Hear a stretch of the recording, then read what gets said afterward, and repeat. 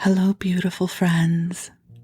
I am Laurel Bleadon-Maffei with Illuminating Souls, welcoming you to this episode of Sleepy Bedtime Blessings, a podcast designed to help you rest, relax, and fall asleep, all while deepening in your connection with your beautiful team of angels who love you so. If we're meeting for the first time, I am an angelic practitioner, a spiritual teacher, and an encourager of souls. And I do this through one-on-one angel sessions, soul mentoring, and a variety of classes. And you can learn more about my offerings at my website, illuminatingsouls.com. I also have a Facebook page, Illuminating Souls, where I post daily inspirational messages for you, and also a daily email blast, which you can sign up for on my website. So lots of ways we can connect. But for now, the angels and I are here to help bring to you loving, soothing, calming energies to help you relax and rest. And as most of you know, I am someone who listens to sleep podcasts. And this is what has inspired the creation of Sleepy Bedtime Blessings for you. I just love the experience of cozying up in bed and putting in my earbuds. I'm somebody who can sleep with them. They don't bother me. And then picking from a variety of podcasts, including this one sometimes. And then I hear another beautiful, quiet voice reading to me or telling me a story. And I think that this is such a beautiful ritual that has happened throughout the generations. Right, sitting around the fire, sitting around a darkened room and hearing voices mumble or talk in the background, or reading bedtime stories to our children. There is something about the companionship of another voice, for me anyways, that helps create a sense of warmth and goodness that makes it easier for me to turn off my thoughts of the day and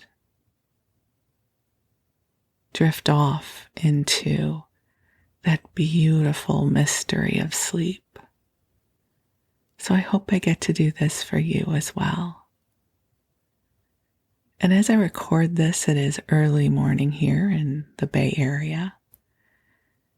And it's one of those mornings where the sky is blue. You know, sometimes this time of year we get the June gloom that I shared about in the last episode, even though it's July.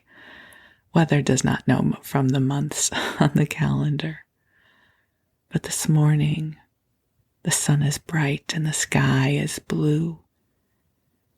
And the thing that I noticed as I was getting ready for the morning was how beautiful and calm the energy feels.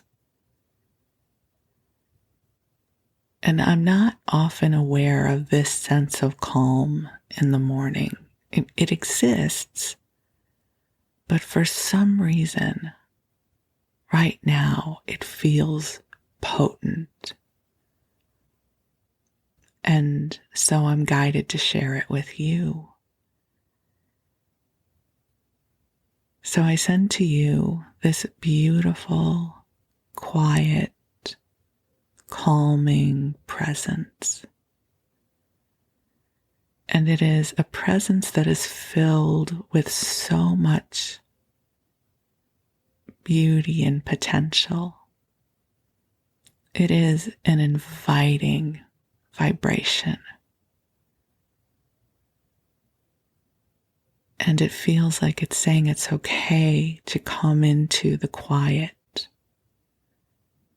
It's okay to be in the stillness. That it's not about opting out, it's about receiving and replenishing and soaking up the light. So I invite you to take a nice deep breath in and invite the waves of calming, soothing light to flow to you now.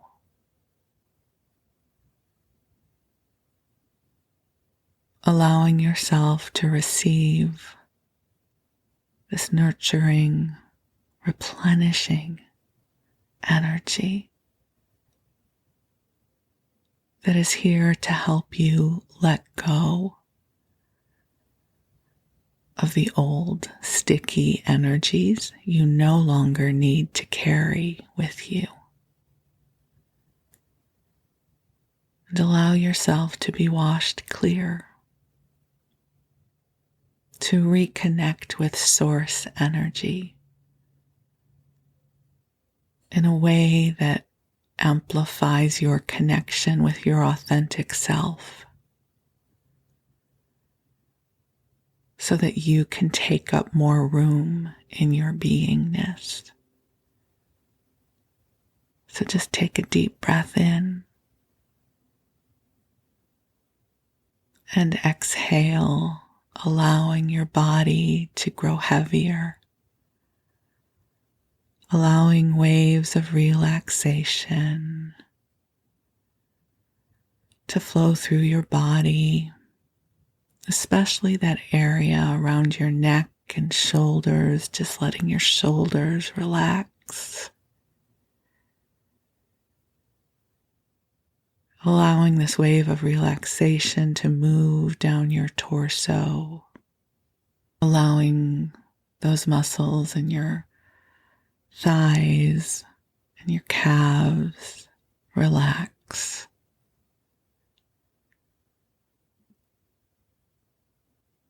Knowing that you have permission to receive right now from the love of your angels. And I'm going to go ahead and ask the angels to join us here, even though they are already here. But I love the ritual of speaking the invitation aloud. So beautiful angels on high, I invite you to join us here. And I thank you. I am so deeply grateful for your invitation, for us to join you in this beautiful sanctuary of light that you are cultivating for us all. And angels, I ask that you assist each one of us in entering this beautiful sanctuary filled with love. I ask that you help us clear away anything that does not belong to us. Any old, outmoded paradigms that we no longer need to hold on to. And assist each one of us in opening to the expansive, vibrant truth of who we truly are as divine beings in human form. angels, I ask that you uplift us, that you assist us in activating and spreading our etheric wings so that we may soar into bright new adventures. And angels, I ask that you help to soothe and heal our hearts, to help each one of us know that we are not alone, but we are truly loved and supported. So, dear ones, just take a nice deep breath in and receive.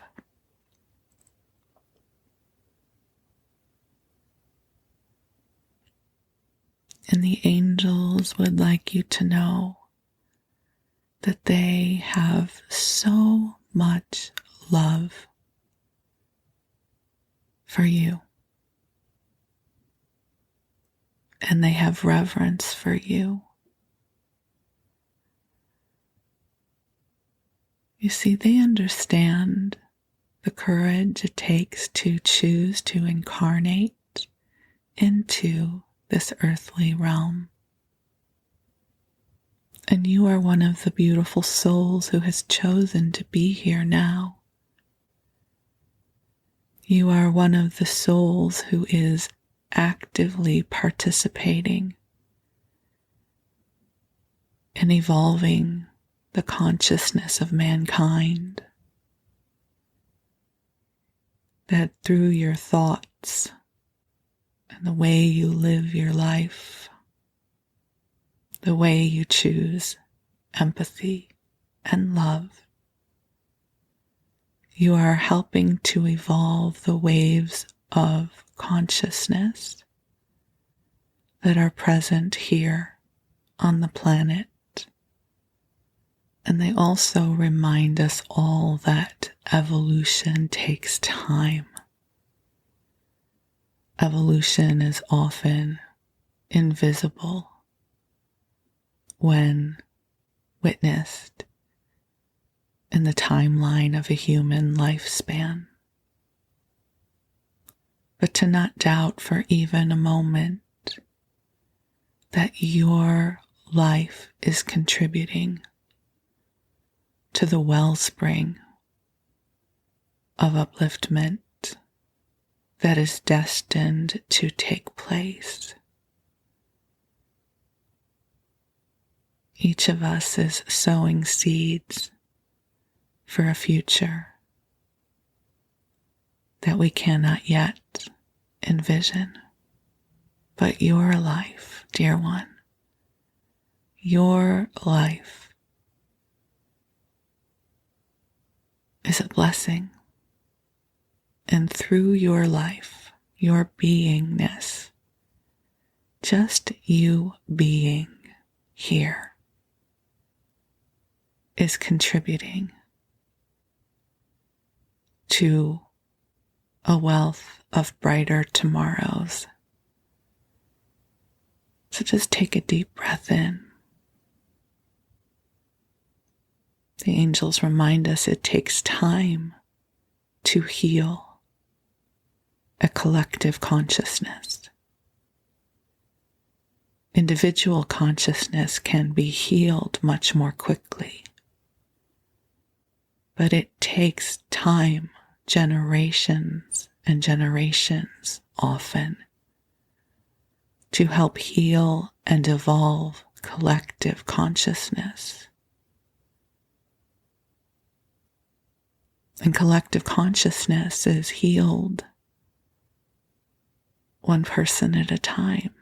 So your contribution to the well-being of the collective is duly noted. You are indeed contributing positively and profoundly to the shifts that future generations will experience.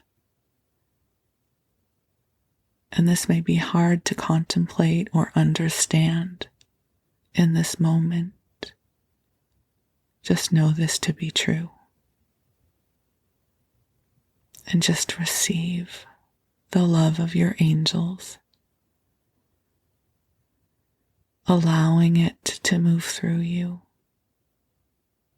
allowing it to help you remember the preciousness of all that you are.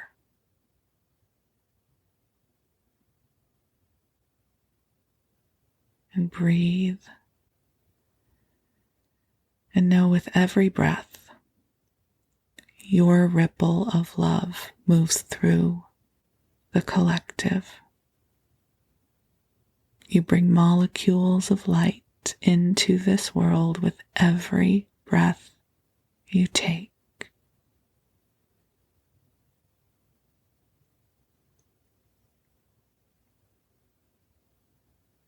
Just allowing the goodness to flow to you now.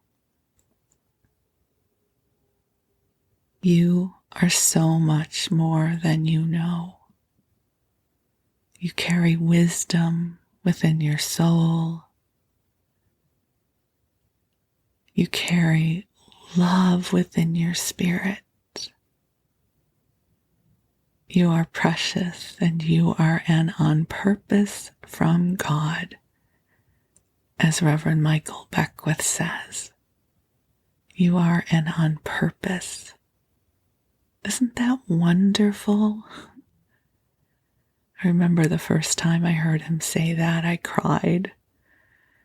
He says, you are not an accident. You are an on purpose from God. It was one of the first services at Agape I had attended, and I just cried. Sometimes we need to be reminded that we're on purpose. You're on purpose. You are born from the breath of God that has incarnated as you. And you are a miracle. And I am so grateful to get to know you in this moment. I am so grateful for the blessing of keeping you company in this moment. Truly, what a gift it is to spend this time with you now. I send you love from my heart to yours. And I thank God for the gift of you. And my beautiful friends, I'm going to tell you a story. And tonight I have a really good story to share with you. It's one of my foundational stories about my first ever psychic experience. For those of you who listened to my first podcast, Musings of an Earth Girl, I did share this story there, but I didn't share it to you in calm, soothing, sleepy tones, which I'm going to do now. But this is how I discovered I had psychic abilities, much to my surprise.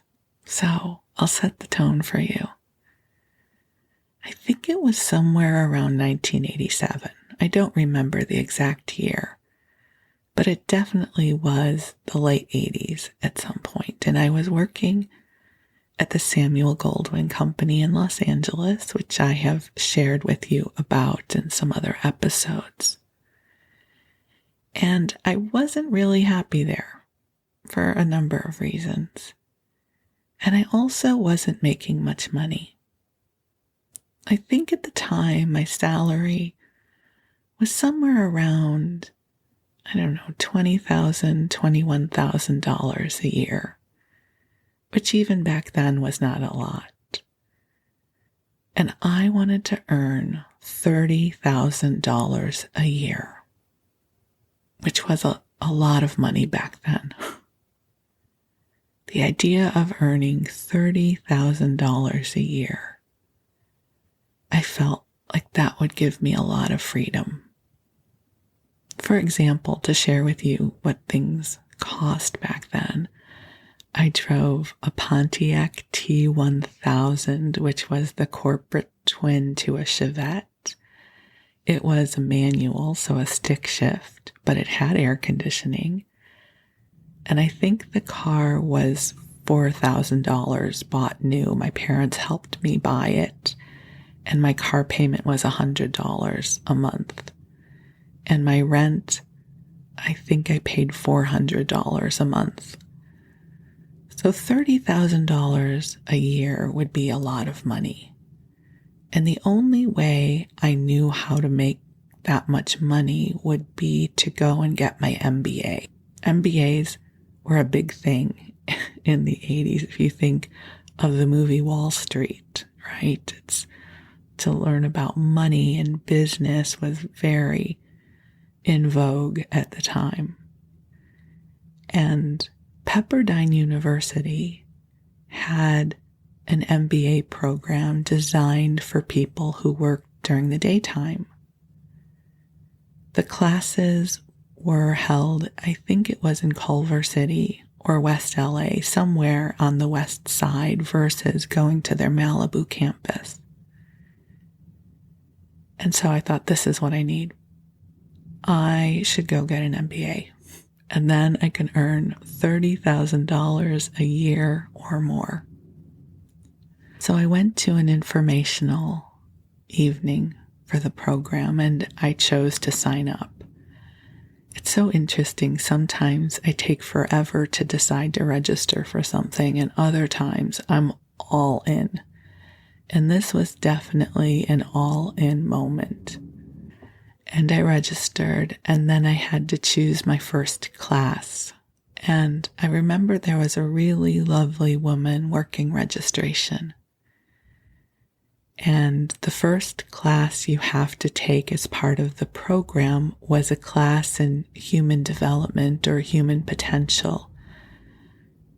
I don't really recall what it was called, but that was the gist of it.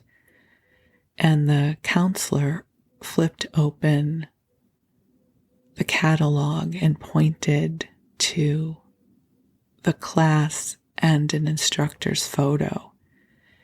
And she said, I recommend you take this one with him because all the students really seem to like him. So I thought, okay, sounds good. And I registered. So the first day of the class, the first night of the class, we meet the professor. His name is Dr. Reardon.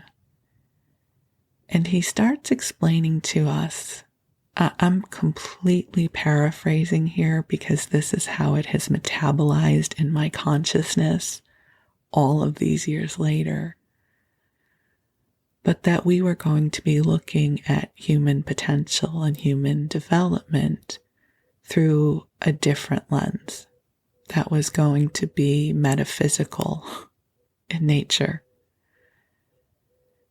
All I remember about that first class was I thought this was crazy. I grew up in a very intellectual household. My father was an electrical engineer. My mother was a chemist. My cousins were lawyers. We were very evidence-based in our beliefs. And this is what I remember, that early in the semester, we had to choose a topic for our final paper, and the topic had to be something metaphysical, and we would be applying the principles of this topic, whatever metaphysical topic we chose, to see if we would have any experiences. And I just remember rolling my eyes, thinking this was ridiculous. We could choose topics like pendulums. I remember he mentioned iridology, and I didn't know what that was at the time. And I really just thought this was wacky. And I chose the topic of lucid dreaming because I could at least wrap my head around the fact that I knew we dreamt and that that was meaningful in terms of psychology, and lucid dreaming sounded interesting. So that was as far as I was willing to go. And I don't recall all the books that we read that semester, but the one that really cracked something open for me was the book Mastering Your Hidden Self by Serge Kahali King. And it was a book about Hawaiian shamanism.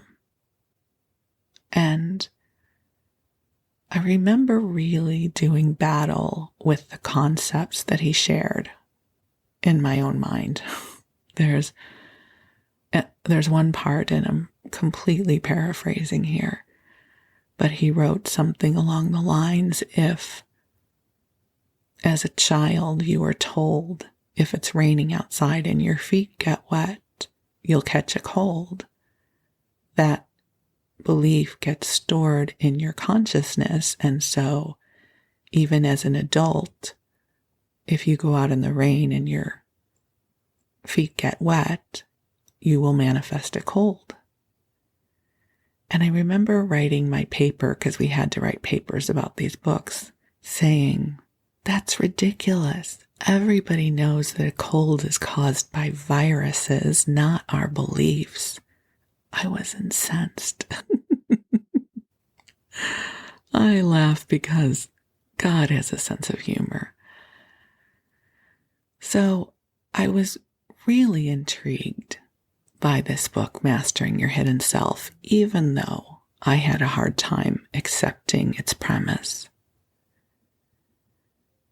And then he showed us a video of a shaman on a boat in Hawaii calling forward weather. The shaman was on the boat and he called forward a storm. And I thought, I remember I must have traveled back to Chicago that next week because I shared that with my mom. And my mom even said, that just sounds ridiculous. I was like, I know, doesn't it? I just didn't know what to do with this information. And the thing to remember is that this was not a metaphysical class. This wasn't a class that I had registered for through Hay House or Omega or Kripalu or a place like that. This was an MBA program class, and companies from the top accounting firms in the city were sending their employees to this class to get MBAs. I mean, this was really supposed to be a muggle class. So these concepts were really percolating in me. And I was struggling, but at some point, they started to stick. Because I remember about halfway through the semester, I really began to develop a profound curiosity about this. Like, what if this is true?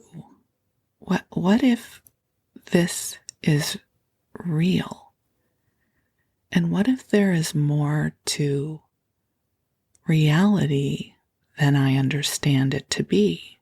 So something had started to move in the semester, and I became an active participant in the discussions in the class. And the class completed with a mandatory retreat that we all had to go on for a weekend at a retreat center up near Santa Barbara. I think it was called the Madonna Inn. I had no idea what we would do on this retreat, but we had to go, and so off we went. And I think I rode up with some classmates. So we get to the retreat center, and the first activity we do is we're all seated in a big circle on chairs. And I think maybe there were 20 of us, 25 of us in the class. And Dr. Reardon taught us to meditate. That was the first thing we did together. And he shared with us how to meditate, which was clearing your mind. And one of the tools he shared with us is if your mind doesn't quiet, he said, go to your hand. And what he meant by that was to focus on the feeling of your hand. What did your hand feel like? What did your fingers feel like? Could you feel the pulse in your hand? So, as we were sitting around the circle, and I don't know how long we meditated that first time, 20 minutes maybe, much longer than I would have ever felt comfortable. Periodically, he would quietly say to us, go to your hand. So that was my first experience with meditation, and it's not that I had a huge epiphany, but I did it. And then he taught us to use a pendulum, so we worked with pendulums. And throughout the weekend, we would continue to return to meditation. And one of the things I began to feel into was this ball of energy that would form in my hand that I was really mesmerized by. It's like the pulse of my hand, when I focused on it, this ball of energy started to form. It's the best way I can describe it. And I should tell you, I had a crush on this really cute boy in my class, because of course I did, right? I was in my 20s. What do you do in any group? You find the cutest boy or cutest girl, depending on your preference, and you develop a crush, right? Because a crush makes everything more interesting. So through meditation, I discovered I had this energy ball in my hand. So I started flicking it at the cute boy, inviting him to love me, which is such a colossal abuse of power. And I don't know what I thought was going to happen, but listen, I was like 25 or 26. My integrity had not yet been born in the same way that I have it now for metaphysical matters. And so I would send him my energy ball. And he didn't notice, of course. But at some point when I was doing this, and it was not obvious, I just maybe moved a little bit of my fingertip or something. But I look up and Dr. Reardon is looking right at me. And I thought, oh no, he knows. He knows what I've been doing. And it was almost this admonishment like, girlfriend, you better watch yourself. Now, whether he really knew or not, I don't know. But it was one of those moments that I realized I need to rein this in. And I need to have good boundaries with my energy balls. And no, the cute boy never even noticed me, so clearly my powers were muted. So, sorry, God bless my sweet little 25-year-old heart. I was just anything to get the cute boy even an energy ball that I did not know yet how to use. So, okay. So there was the energy ball and the pendulums. And then he taught us about kinesiology. And the way he taught it was, if you've ever had the experience, you hold your arm straight out from on your side, up in the air, so it's even with your shoulder, with your palm up. And your partner says resist, and then tries to push down on your arm. And if they say resist, typically the arm doesn't move very much. And if you're not resisting, the arm folds very quickly. So he showed us how thoughts impacted our energy field. So he would have us say something positive to our partner. You're a nice person, right? Something like that. You're a nice person. I appreciate your hair, whatever you would say to a person, right? And then we would see if their arm was strong or if it collapsed. And always when you said something nice, the person's arm would be strong. And then they would have us say something that was not nice, not cruel, but we might say, your hair looks like it's a mess, something benign. And then, of course, the arm would go down when you tried to push on it. And then he had us do this, sending silent messages to our partners to see if their energy field could discern the vibration of the energy we were sending them. So you might say to someone, I love you, silently, and see if their arm would be strong. And then you might say to them silently, I don't like you, and see if their arm would be weak. And it was shocking because all of us had success with this method. You would say something nice silently, somebody's arm would be strong. You would say something negative and their arm would be weak. It was incredible. Again, a revolutionary awareness of how sensitive our energy fields are. So all of this is happening at this retreat. My energy ball with the cute boy, pendulums,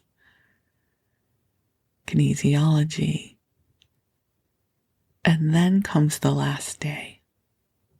And he is going to teach us a method for remote viewing.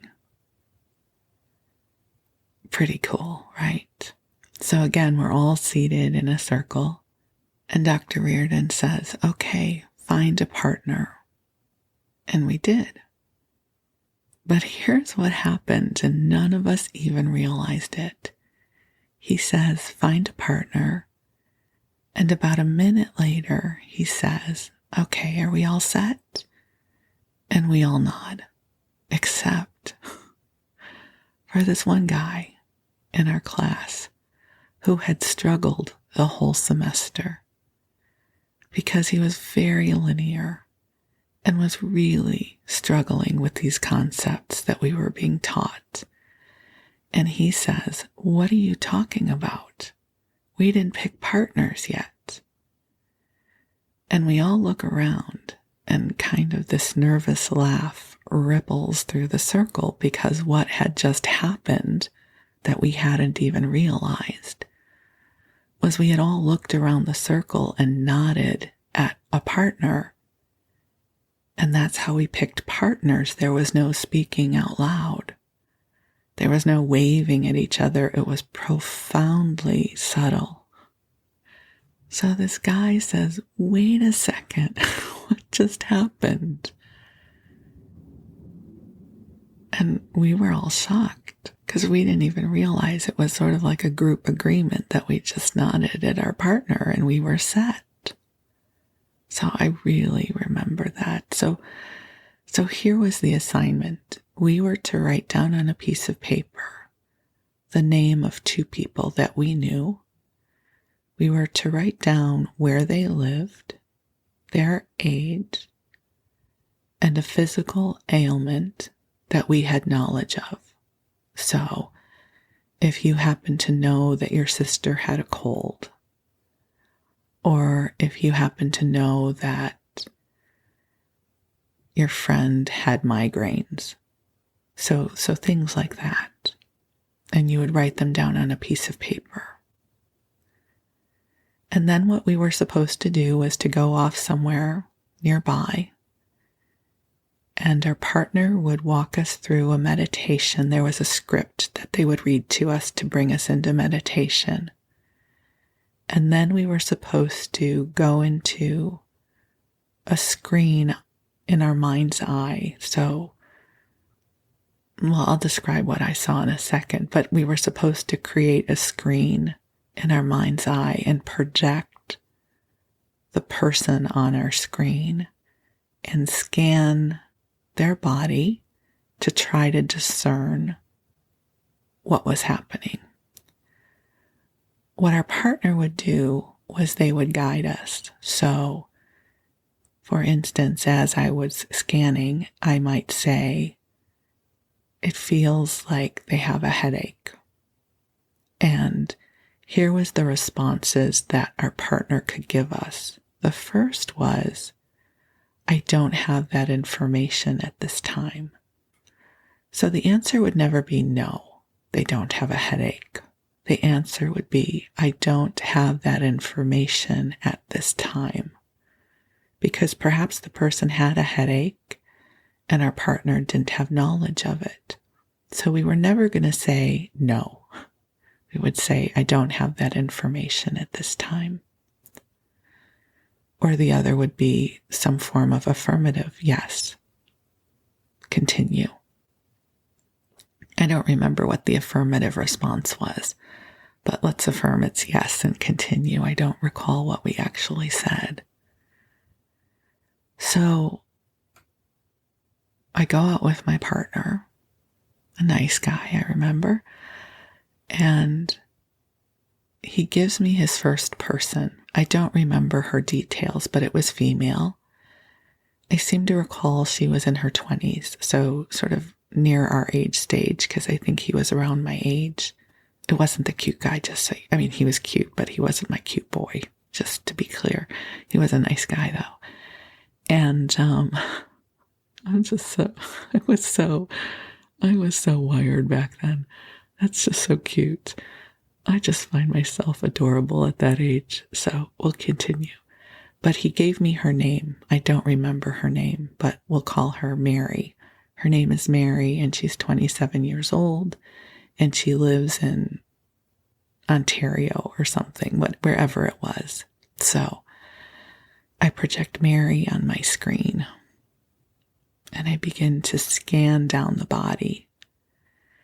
And the way it appeared to me, I don't know how it appeared for anyone else. If any of you remember the old Excedrin commercials where they would have a black silhouette of a person on a screen, and then there would be these red dots that would be, do you have a headache? And there'd be this red dot on the head portion of the silhouette, or a bad back, and then there'd be this radiating red pain point at the back. That's how it looked to me.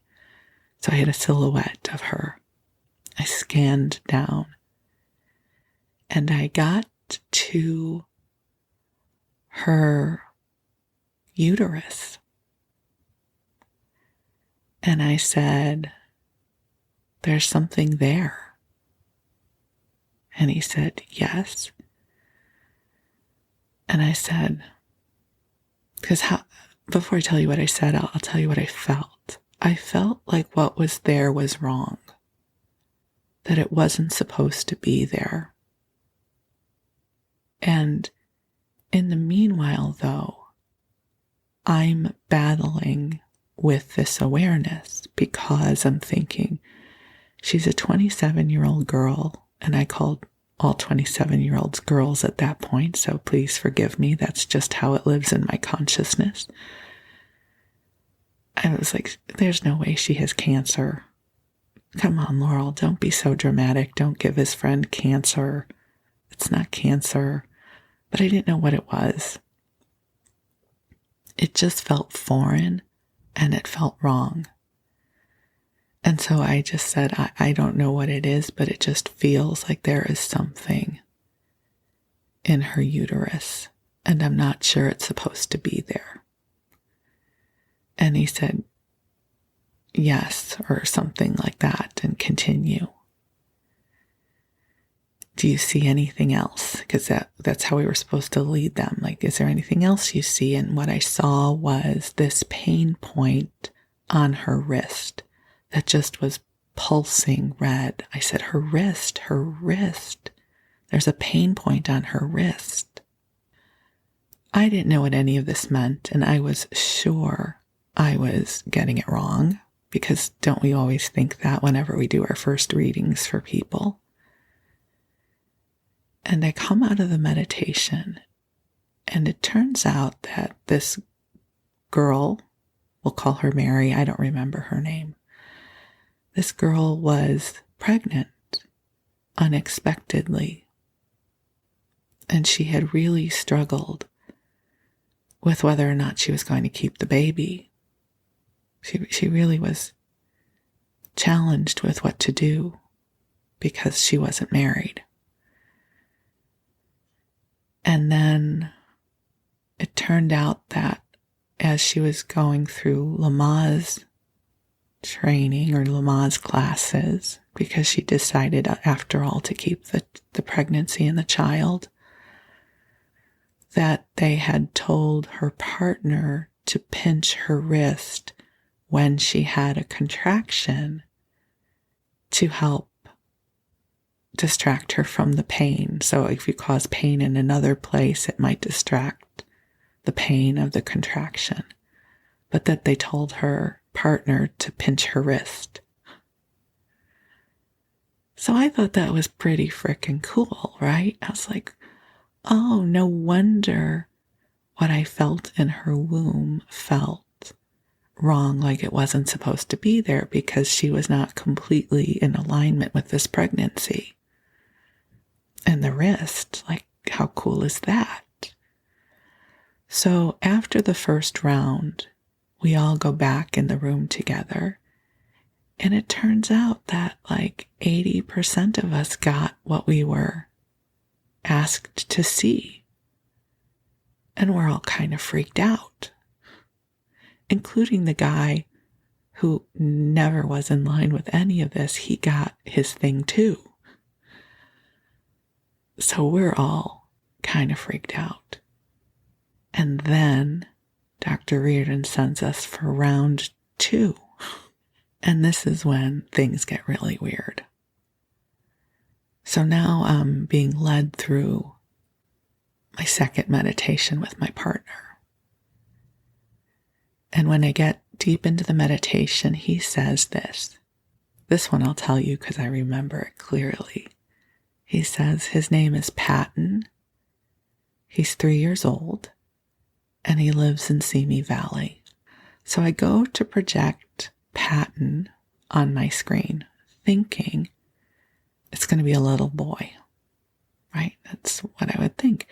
And so I go to project, and this is what I heard in my consciousness, a tow-headed little boy. So tow-headed means blonde. So I project this tow-headed little boy on my screen, and immediately I know something is profoundly wrong with this child. So I start scanning, because we're supposed to scan from the head down to the feet. And I start scanning down, and his eyes turn into laser beams. The eyes like turn into these cones and shoot out at me. And I didn't know what to say about this, right? My mind is saying, Laurel, you're making this up. This is his nephew, and you're mutilating this child in this process. So I say something like, his eyes, there's something with his eyes. And my partner says, I do not have that information at this time. Please continue. And I'm like, oh, great, Laurel, you are just a fool. And I keep scanning down, and I get to his hands. And as I'm scanning his hands, I see them turn into fists and turn inward. And I said, his hands. There is something with his hands. And he says, I'm sorry, I do not have this information at this time. Please continue. So my inner consciousness is having a field day. It's like, you are so making this up, and you are just doing terrible things in your mind's eye to his nephew. What are you doing? But I kept going because I'm a good student. And then I get down to his feet, and his feet do the same thing that his hands do. They curl up. And I'm like, okay, something's wrong with his feet. And I had known in the past that sometimes children wear these braces on their feet to straighten them.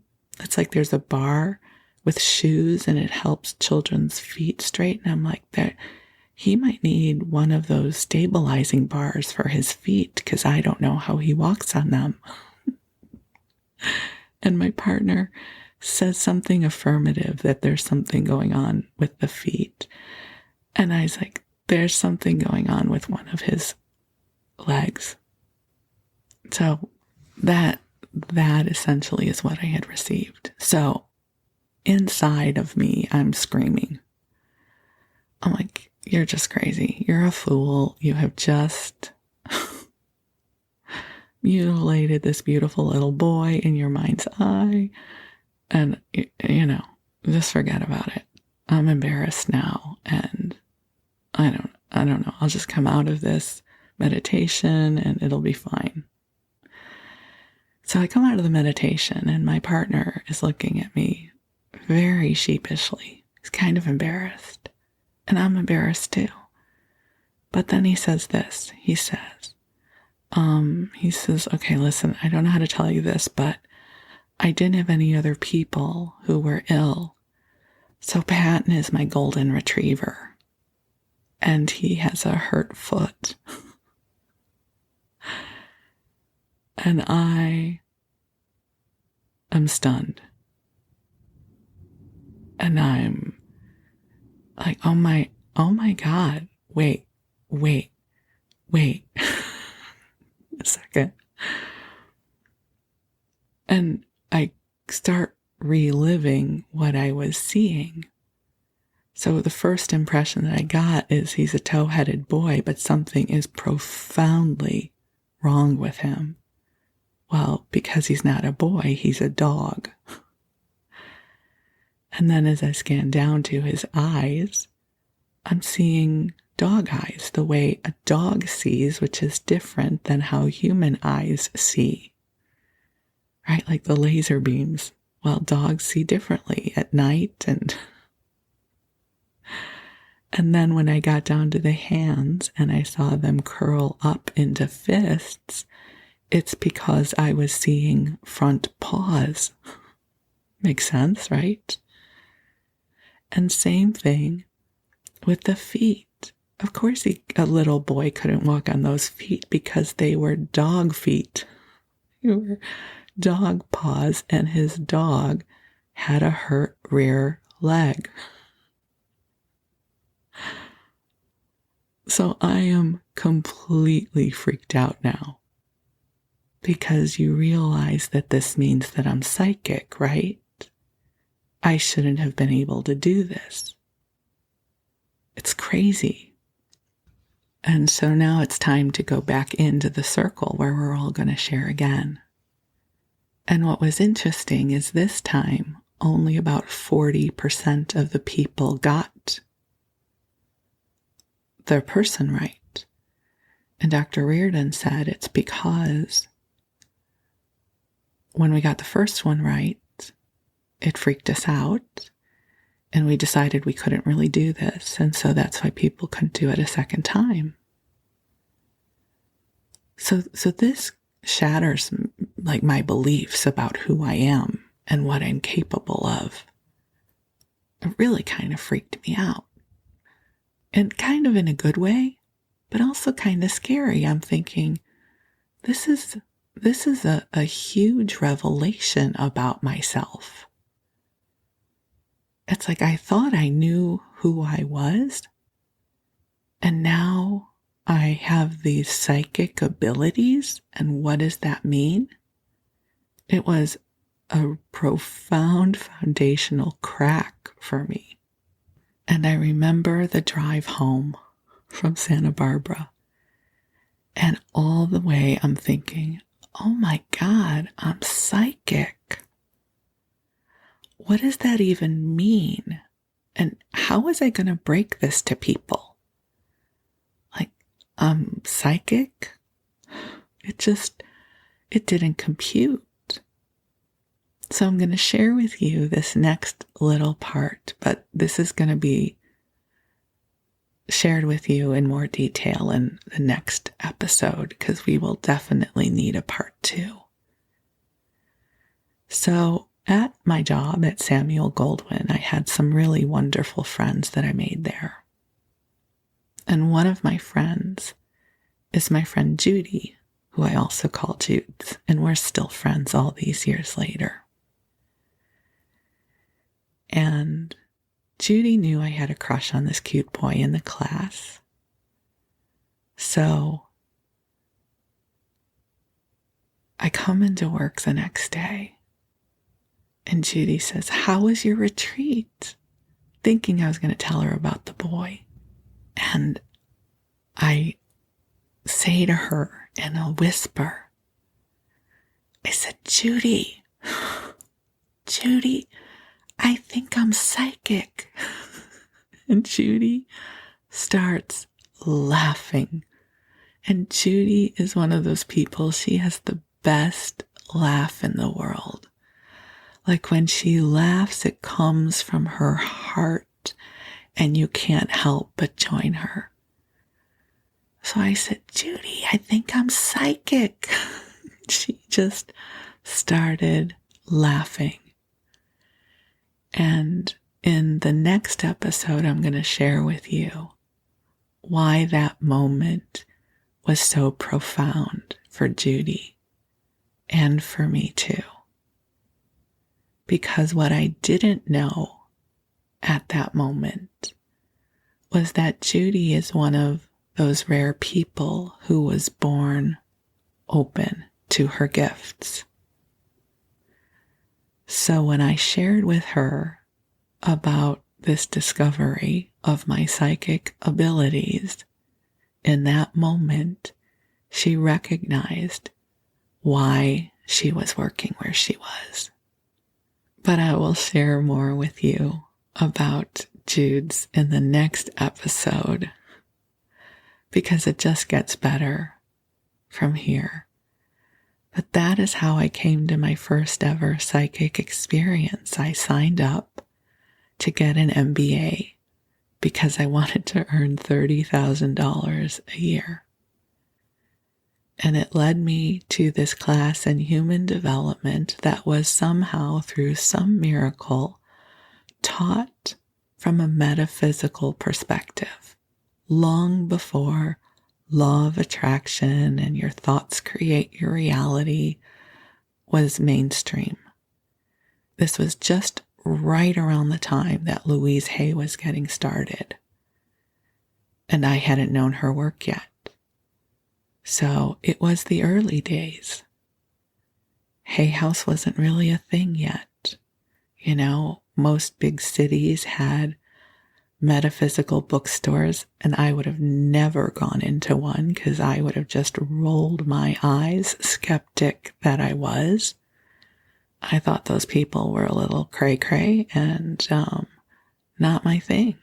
I was raised Jewish in an intellectual family, and I just didn't believe any of that stuff. So here I go into this class, probably with my team of angels, laughing all the way. Like, wait till she discovers who she really is all those years later.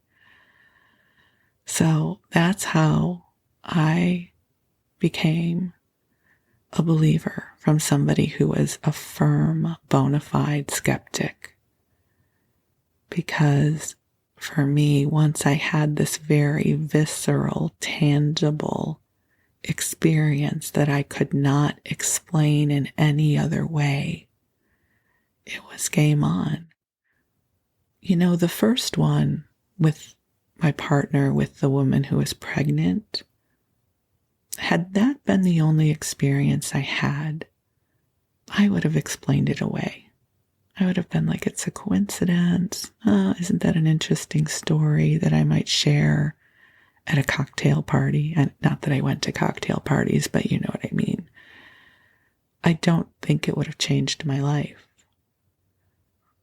But that I had that profound experience trying to reconcile the overlay of a little tow-headed boy with a golden retriever was so substantial and unmistakable that it cracked me open. What a gift that was. Again, had he just given me the name of his brother who, I don't know, whatever, had a headache, it wouldn't have been a life-changing moment for me. But God bless Patton, the 3-year-old golden retriever. It was a psychic experience that I could not explain away, that I could not walk away from. I was psychic. And not only was I psychic, but I now had to believe that all of us had this ability. Because Mastering Your Hidden Self, the book by Serge King, wasn't just about me, it was about all of us. And I was in a class full of accountants who had just had success with their own remote viewing experiences and kinesiology and pendulums. So I feel so profoundly grateful that somehow I found my way into that class, because it began building a foundation for me that would take me to where I am now. And I have a lot more to tell you about this chapter of my life and Jude's and the role she plays in it. And I promise I'll share that with you in the next episode.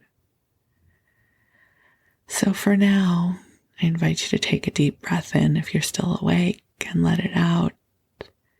And here's to all of our God moments. We've all had God moments, yes?